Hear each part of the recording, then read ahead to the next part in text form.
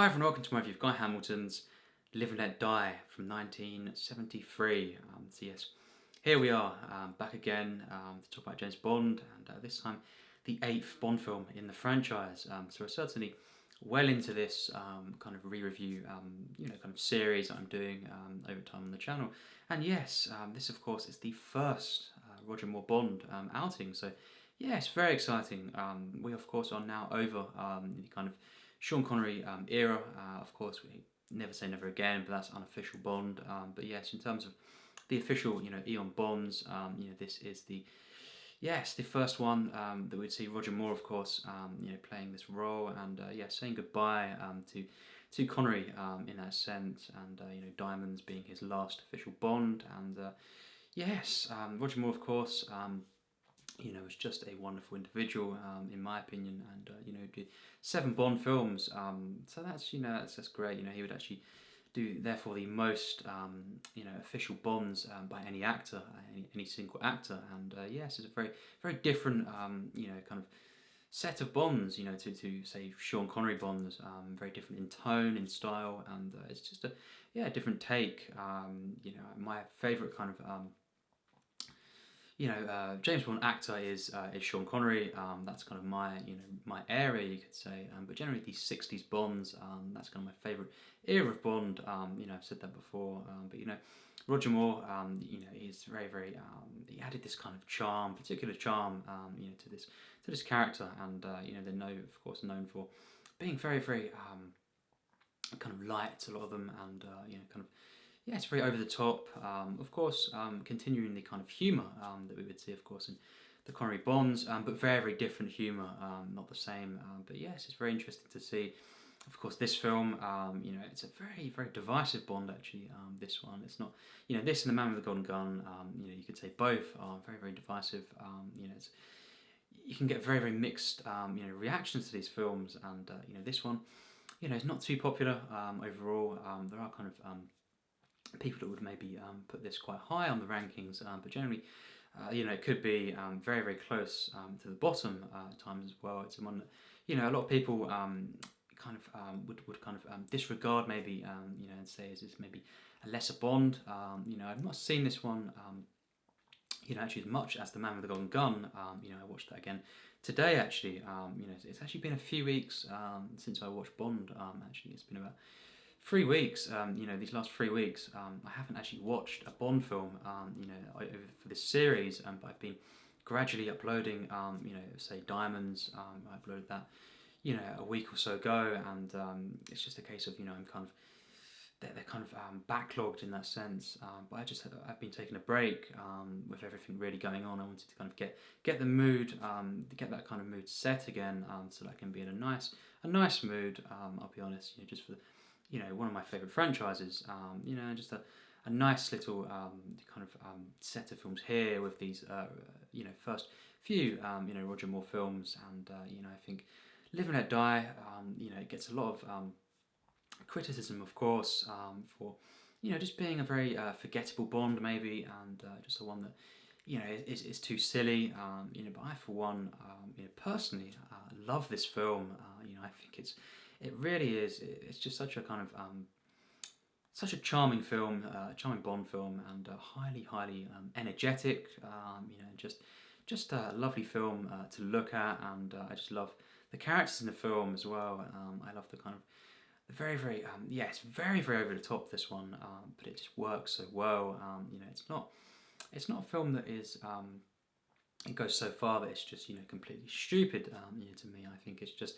It kind of has that balance, of its tone, and I just really, really, I do love this film, actually. That's kind of a different opinion. That's just my opinion.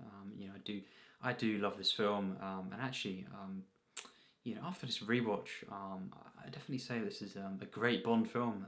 To be quite honest, I just think there is some flaws. There's some things that could have been better to kind of get higher marks. It's not one of my top 10 Bonds, kind of thing. But it isn't.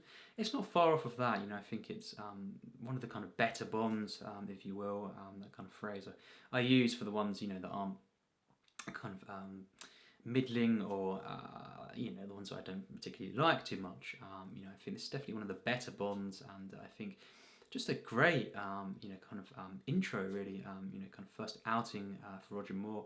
And I think, some people say that, he didn't kind of find his footing at this point. He wasn't really, maybe he, was maybe not quite into the role, didn't quite comfortably fit into the role at this point.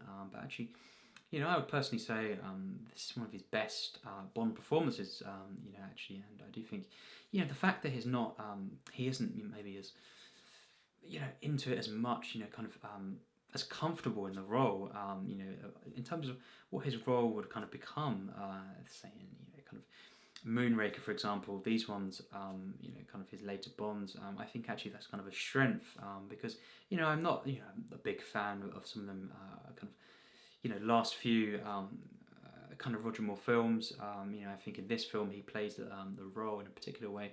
There's kind of this mix between what he would play and kind of this, just his own kind of thing. It's not quite what he would kind of create and continue. For example, some of these Bond films, but actually, I really love this performance. To be quite honest, and I think it just kind of works for this film. It's definitely very, very good Bond performance, and I'd say this, The Spy Who Loved Me and A Few Hours Only are my favourite three kind of Roger Moore kind of performances, in Bond, and well, they're my favourite three Roger Moore Bond films, full stop. And I think these are the best ones, in terms of the way he kind of plays this character, and very, very different, of course. But this film, it's just so enjoyable to me personally. I think it's just a very, kind of over the top, energetic, but very, very, kind of. It's a relaxed feeling, but it is kind of. It's got a kind of a flow to it. I think it has this kind of really nice breezy feel. I say that about a lot of the Bonds. Some of these Bond films. I sometimes say they're breezy. They're kind of easygoing, relaxing films, and I think it applies to this film here. At the same time, it's not a film that I find flat in that sense. The next film, The Man with the Golden Gun, at times I do. We'll get to that. But I think this film, it's kind of this one that, even though it's kind of breezy and it takes its time, it definitely isn't. It's very, very light in that sense. Very much, full on comedy at times as well. It's nothing too threatening in terms of the plot, or at least the way that it's kind of portrayed in the film, but at the same time, despite that, I am kind of constantly compelled by this film. There's never kind of a stretch of a few minutes where I'm not kind of in some way, at least entertained, and I think, I really get attached to these characters. I think Solitaire is a really, really good Bond girl, actually, and of course Jane Seymour, plays this character, and one of the better Bond girls, actually, for me. I think she's really, really enjoyable in the film. It's just a very, very nice performance, I feel, and I think the villains as well, particularly, of course, Mr. Big, basically, this dual identity he has, two different characters. But yes, he's a very, very, kind of enjoyable villain as well, and I think just mainly for the comedy, in that sense. It's not, as I say, it's not a film that's kind of disturbing, as atmospheric perhaps as say kind of From Russia with Love, these kinds of films, or On Her Majesty's Secret Service, or just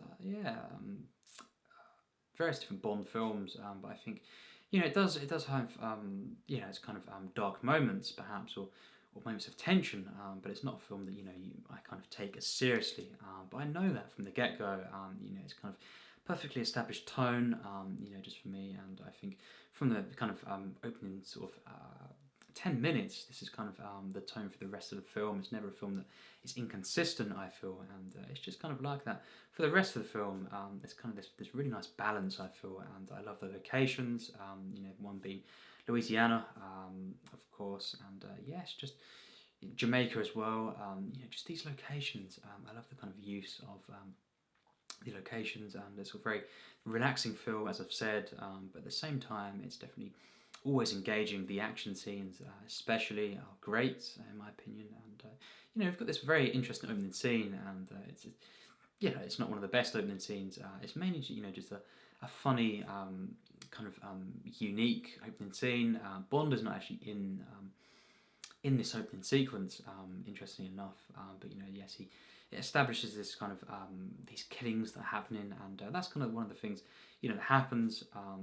Bond is sent to investigate three fellow agents' kind of deaths slash disappearances, and yes, he of course eventually tries to take down this kind of drug lord kind of plot, and it's a very it kind of mixes this drug lord kind of plot with different kind of supernatural elements. It's kind of the only Bond film really to kind of include these types of kind of supernatural elements. It's very, very interesting actually. To kind of see this film. It's very unique as a Bond film, and in terms of what it's doing, it kind of works.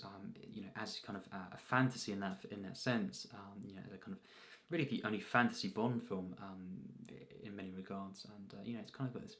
It's got this feeling about it, and it's very, very interesting. It just works, in my opinion, because again, the tone is very particular, and it's got these different criminal subplots and stuff, but it has got this kind of this fantasy element, and some of course could be put off by that, in a Bond film, and I think simply on this occasion it just works, and I think as a comedy, this is clearly a comedy film. It's clearly a film that is approached as more of a comedy Bond, I feel, and I think in that sense, as a comedy action spy film, it's very, very campy, over the top, it's something that mixes these kind of supernatural elements, of course, and once again, romance. I think it's highly effective. I think, it really is, for me, a great Bond, as I've said, and I think, yes, these characters are just so enjoyable. I think I love the energy, from Yaphet Kotto. He's very, very enjoyable in this film, and I think it gives some really memorable scenes. Just so many moments, of course, in this film, and especially the kind of the ending, action scenes, of course, and the death, of Mr. Big is absolutely hilarious. That's a very, very famous moment, of course, in kind of Bond history, and it really is. It's bizarre. It's kind of very, very silly, of course, but it is. Again, it just works. It just kind of entertains me. It's a very, very over the top film, and I can understand it's not for everyone, in that sense, of course. And some people would like the more kind of grounded Bonds, more serious Bonds, and I kind of, I like different types of Bond films. I prefer, of course, at their heights, the more serious, the kind of maybe more emotional Bonds. Certainly, of course, I do. They're my favourite Bonds, but I do also, on occasion, like these kinds of Bond films, and I think there's definitely a film that I get, kind of invested in the characters. So it's not kind of a throwaway Bond, in my opinion, and it's just highly entertaining throughout. I think the editing is very, very strong. I think as well the way the music is used throughout the film is just so good.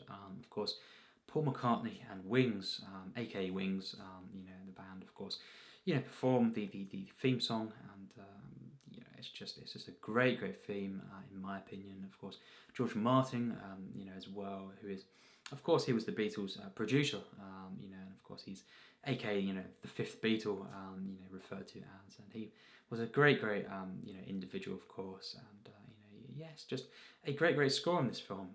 John Barry, of course, is not here for this film. He was absent, during this kind of production, but George Martin, took over here temporarily. So yeah, very different, of course, to the kind of past, scores for Bond films. And John Barry would return, of course, after this film, but for a bit. But yeah, I think despite my absolute true kind of love for the John Barry scores, I think, and he is one of my favourite kind of five really film composers. I think despite that, I think this is a great score, and I think just this theme, it's just a real kind of epic, kind of rocking Bond theme. It really is just amazing, and it's kind of an interesting opening titles. Not one of my favourites, really, but again, I actually really enjoy it. I think it's kind of nice and colourful, and just yes, kind of interesting to see. It's not a boring kind of title sequence. I would say The Man with the Golden Gun has got that, you know, kind of boring element to it. You know, it's just nothing too special. This one at least stands out. You know, it's kind of a, it's not as good, you know, say as the '60s kind of title sequences, but you know, not much bonds are for me. But you know, despite that, I do really enjoy the kind of the opening titles and of course the song, the title theme. Paul McCartney, well, you know, I've said many things about the Beatles, you know, on this channel, or at least in the comments. You know, they are my favourite band of all time, so therefore, of course, you would guess, you know, Paul McCartney is one of my favourite, you know, artists of all time, and I think this is, in terms of his, you know, kind of solo works, you know, or at least Paul McCartney and Wings, in that sense, I think, you know, it really is one of his best, and I think it's perfect for Bond, you know, this type of Bond anyway, and it just makes sense.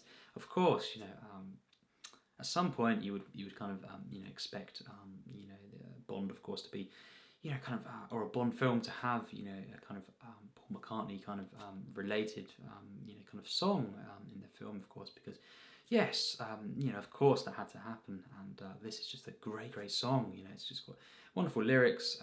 You know, it really works as well. The instrumental kind of usage, of course.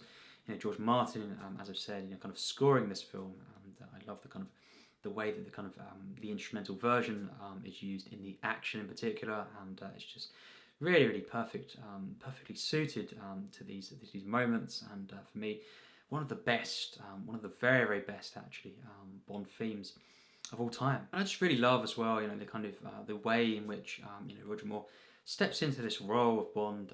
You know, I think he really commits in this film to just being, you know, a charming character.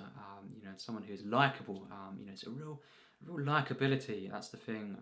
You know, about Roger Moore, and I think, you know, just you know, I think of course Sean Connery is my favourite Bond, but you know, just seeing Roger Moore kind of take over, you know, it's done in such a graceful way, in my opinion. I think, you know, it doesn't matter at all. This is very different. That's kind of the fun of, you know, seeing you know, different you know, unique perhaps interpretations of Bond, as long as it feels you know, in some way like a Bond film.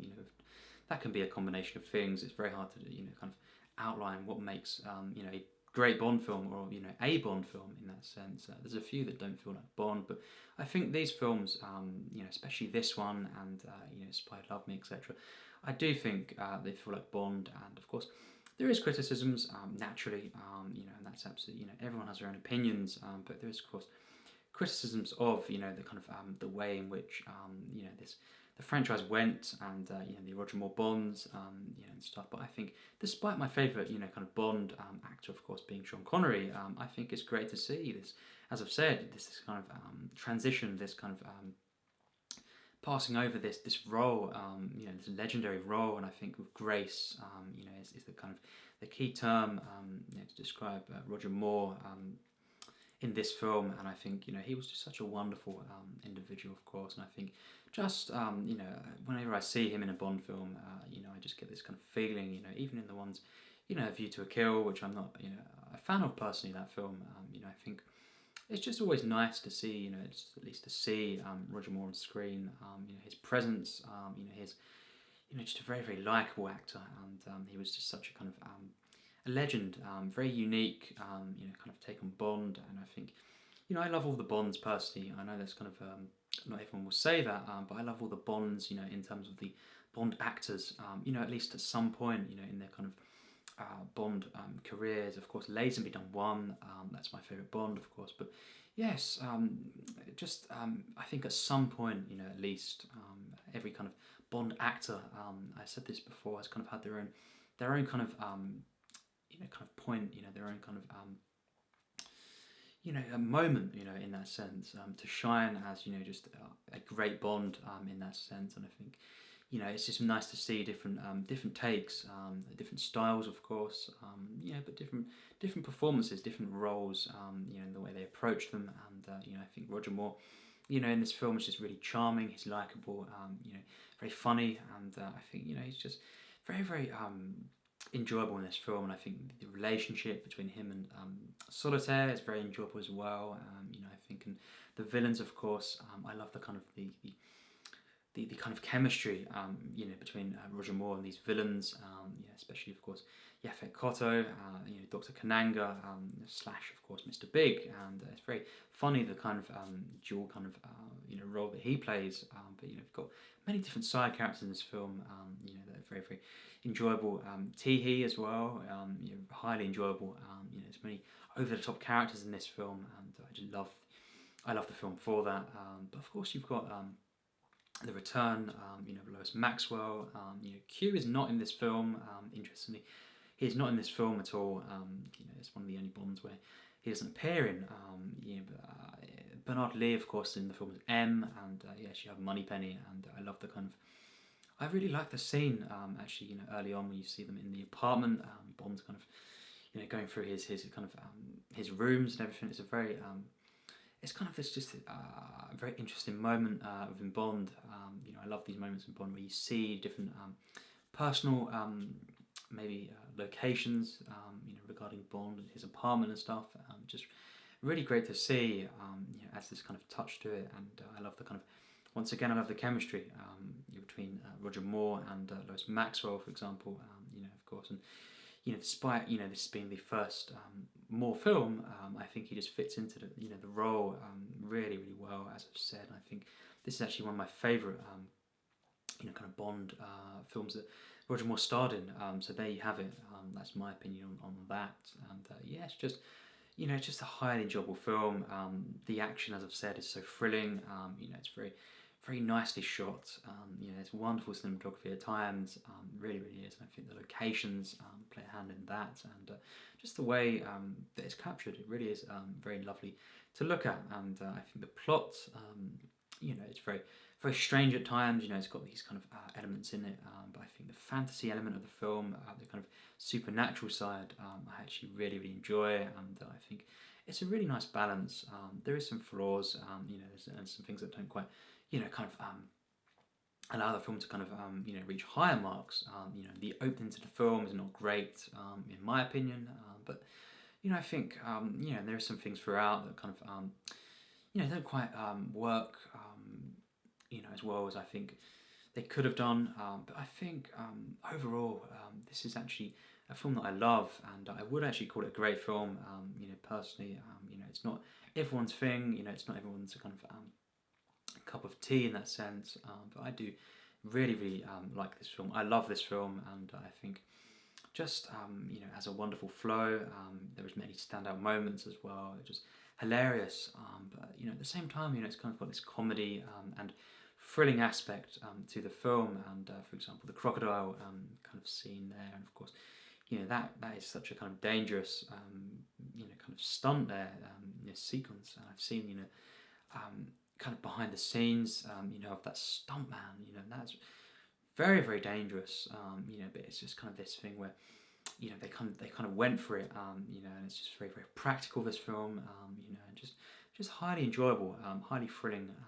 I love the kind of the mystery to the film, and as I say, this supernatural element. It's actually one of my kind of favourite things about it. But just these relationships, and this kind of this Bond girl, and the kind of the romance, if you will, is just highly enjoyable. And I love the kind of the action scenes, just the feeling of this film. It's the one that I get really invested in. It's nothing that kind of moves me. No. It's not a film that is emotional. It's the complete opposite. But despite that, I am highly invested, and that's the thing I care about the film. I have a great time with the film, and I think it's a highly enjoyable Bond that's very very kind of over the top, but it's just so well crafted, I feel, and so there is a lot of effort put into this, I feel, and it just comes through for me. It just kind of clicks with me personally. So there we have it. For me, a great Bond film, and a wonderful intro to the kind of the kind of spree of Roger Moore Bonds. And many different side characters as well. For example, Rosie Carver, played by Gloria Hendry. She's in the film. She's not really in the film too much, the grand scheme of things. But when she is there, she's highly enjoyable, and she's really really good. She's this kind of CIA, of course, as we know. kind of individual, and she gets a kind of humorous role in the film as well. And speaking of that, Clifton James, as Sheriff J.W. Pepper, he is, highly entertaining in my opinion in this film. J.W. Pepper, he's such a memorable character. Of course, I'm not forgetting, he is in the next film, The Man with the Golden Gun. I didn't like him in that film as much. I didn't like the way they used him in that film. But here we have him, in his kind of prime in that sense, and I think he's highly enjoyable here. And it's not, again, some people don't like that character, of J.W. Pepper, but I think actually he's very, very enjoyable, and just the comedy in this film, the script, and just the performance here, and the way that character is used. He's not overused like he is in The Man with the Golden Gun. He's not annoying like he is in that film, at least for me.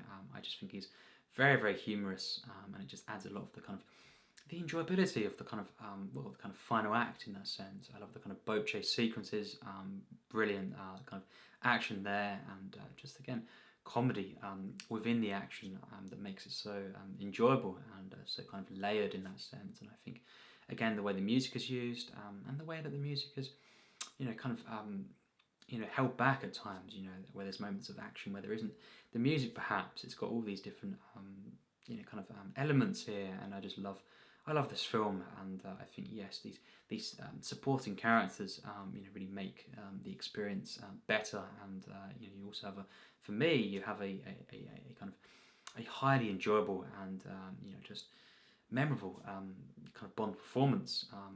Of course Roger Moore, and yes, for me this is a great film. Again, it's not everyone's kind of thing, and some people don't like this film too much, and that's absolutely fine. But for me, this is actually a great one, and I do love this film. It's one of my, it's one of the better Bonds for me, and I do have a kind of a real affection for the film. It's just got a very, very nice feeling, and I just really, really love the film. I enjoy it, most of the film in some way, and I think just a wonderful kind of way in which it's directed. Actually, very light, very relaxed at times, but despite that, it just works, and it's got so much energy that I can't deny. It's a highly, highly entertaining film, and yes, for me, my rating, it's very, very high actually, and I have to give this film a 90%. Now that is very, very high. It's a film that I just love. I think it's great, and I think the cinematography, the editing, the performances, not everyone in the film, is great, but I think always entertaining, really. Even these supporting characters, they're all kind of, they stand out as memorable characters, and, as I say, this J.W. Pepper, played by Clifton James, even he is just, he comes into it later as well, but he is a standout kind of character, and I just love the kind of energy, the over-the-top nature of this film. Very, very campy, very, very, really full-on energetic, this one, and kind of comedic. It's not a film that you got to kind of take seriously, really, but then again, I do get highly invested in the film. The characters, it's just this, it's a really fantastical Bond, one that's kind of, it's so kind of out there as well, that I just on this particular occasion, I love it for that. I think it just works, and as I've said, my favourite Bond films, generally, my very, very favourites are ones that kind of, kind of move me perhaps, or ones that, I just really get, kind of behind these serious takes on Bonds. I think every Bond film has some sort of humour in them, in that sense, but, I do prefer, at the kind of, at their heights, the ones that are more maybe emotional, kind of, human takes on Bond, but this one is one of them films that just kind of works in this way, in the more kind of campy, over the top, just quite insane film, at times this, but more full on comedy more than anything, and I think it's just a great film in my opinion. It's a film that, as I say, there's many comedic Bonds that I love, but again they are also kind of dramas more. This one is more kind of full-on comedy, you could say, fantasy, supernatural elements in there, action than a drama. Of course, it has got moments, of drama in it. Every film really has, but again, it's much more, full on committing to the comedy. And yes, I love the film. Not much more to say there. It's just that for me personally, it's a great Bond. It's not a masterpiece for me, but it is. It's a great one, and I personally love the film. Again, every Bond film, kind of you can kind of have your own opinion on, and that's always nice to see the different rankings. And I would personally, put this, quite, not too high in terms of, it's not kind of top 10, but it isn't too far off that. I think it's one of the better Bonds, as I've said, and it is for me a great film actually. I could call it that now, and yes, definitely, I definitely kind of enjoy this kind of it's great to see this film after of course seeing Diamonds Are Forever as well. It's just kind of I'm not a fan of that film, Diamonds, but personally, and it's just a nice kind of going from that, I kind of really, the only thing about that film is just kind of the unintentional comedy I get from that one, and just some things about the film aren't too bad, but I think this film is just so much better, and I definitely would take this film over that. And yes, as well, the next film, The Man with the Golden Gun, which will be next in these Bond reviews, of course, we'll get to that hopefully within a week from this kind of review upload time. And yes, I look forward to talking about the rest of the Bonds, but especially, The Spy Who Loved Me, kind of going on from there. The Man with the Golden Gun is not one of my favourites, and there are some Bond films, as I've said, that I don't like too much, but, this film here is just a great, energetic, mysterious, quite out there Bond film. It's just highly over the top, entertaining, and I love the different side characters. J.W. Pepper, of course, Solitaire. I really like as a Bond girl. Jane Seymour is just wonderful in this film. Very, very pleasing to see as a Bond girl, of course. And yes, just many of these characters. The music, of course, very different to the kind of John Barry scores, but regardless, highly enjoyable, and has one of the best Bond themes. And yes, just a great piece of entertainment. That's what it is. And yes, tell me your thoughts in the comments, as always. And what do you think of this film? What do you think? How does it compare? Within the franchise. As I've said, we'll be doing another ranking. It'll probably be next year. Let's face it now. But yes, it'll certainly be one that's slightly different to my previous ranking. But yes. Be interested to see your thoughts. Your rankings. You can leave them just in these comments on these reviews if you want. Or just save them maybe for the kind of the next ranking that I do when I do it, of course, eventually. And for now, you can maybe leave a rough idea of where it is, or just anything you want to say about this film.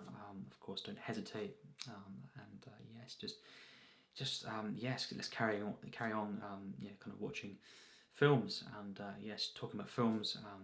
That's what we do on the channel. And yes, as always, stay safe. Stay well, and yes, let's discuss cinema as always. And yes, thanks for watching my review.